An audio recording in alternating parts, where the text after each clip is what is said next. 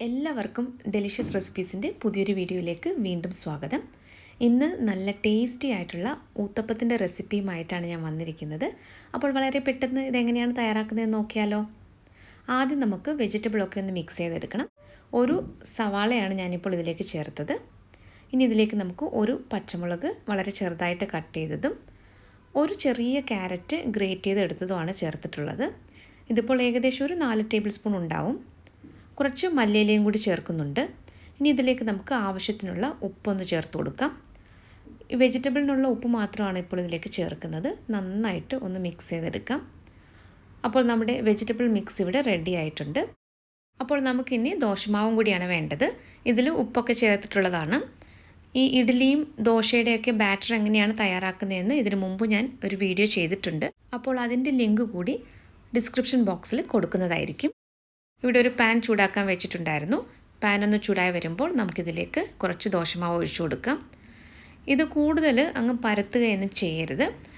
ഊത്തപ്പം സാധാരണയായിട്ട് നമ്മൾ കുറച്ച് കട്ടിയിലാണല്ലോ തയ്യാറാക്കുന്നത്. അപ്പോൾ ഇതുപോലെ ചെറുതായിട്ടൊന്ന് സ്പ്രെഡ് ചെയ്ത് കൊടുത്താൽ മാത്രം മതിയാകും.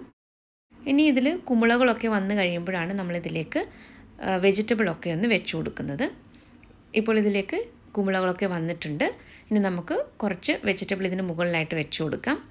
വളരെ പെട്ടെന്ന് തയ്യാറാക്കിയെടുക്കാൻ പറ്റുന്ന നല്ല ടേസ്റ്റി ആയിട്ടുള്ള ഒരു ഊത്തപ്പത്തിൻ്റെ റെസിപ്പിയാണ്. അപ്പോൾ നിങ്ങൾക്ക് താല്പര്യമുണ്ടെങ്കിൽ ഇതിൽ തക്കാളിയും കൂടെയൊക്കെ ചേർക്കാവുന്നതാണ്. അതിനുശേഷം നമുക്ക് ഇതുപോലെ ഒന്ന് സ്പൂൺ കൊണ്ടൊന്ന് ചെറുതായിട്ടൊന്ന് പ്രസ് ചെയ്ത് കൊടുക്കണം. അല്ലെങ്കിൽ ഇത് തിരിച്ചിടുന്ന സമയത്ത് ഈ വെജിറ്റബിളൊക്കെ അങ്ങ് ഇതിൽ നിന്നും ഇളകിപ്പോകും. ഇനി ഇതിന് മുകളിൽ കുറച്ച് എണ്ണയും കൂടി ചേർക്കാം. നെയ്യോ വെളിച്ചെണ്ണയോ ഏത് വേണമെങ്കിലും നിങ്ങൾക്ക് ഉപയോഗിക്കാം. ഇപ്പോൾ ഒരു വശം നന്നായിട്ട് കുക്കായി വന്നിട്ടുണ്ട്. നമുക്കിതൊന്ന് തിരിച്ചിട്ട് കൊടുക്കാം. ഇപ്പോൾ ഇതിൻ്റെ മുകൾ ഭാഗമൊക്കെ ചെറുതായിട്ടൊന്ന് കളറൊക്കെ ഒന്ന് മാറി വന്നിട്ടുണ്ട്. ഇനി രണ്ട് വശവും നല്ലതുപോലെ ഒന്ന് കുക്കായി കഴിയുമ്പോൾ നമുക്ക് പാനിൽ നിന്നും ഇതെടുത്ത് മാറ്റാം.